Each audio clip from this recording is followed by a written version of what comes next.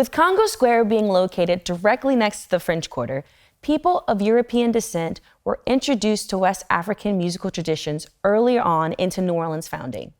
All the while, European musical traditions also became popular in the French Quarter, including performances of opera, ballet, and marching bands.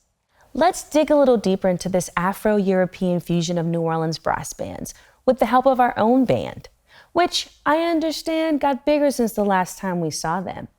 Y'all, please help me welcome our horns. Stephen on trumpet. Gregory on clarinet.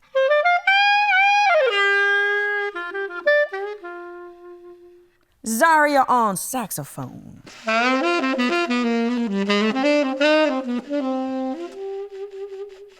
And Ethan on trombone.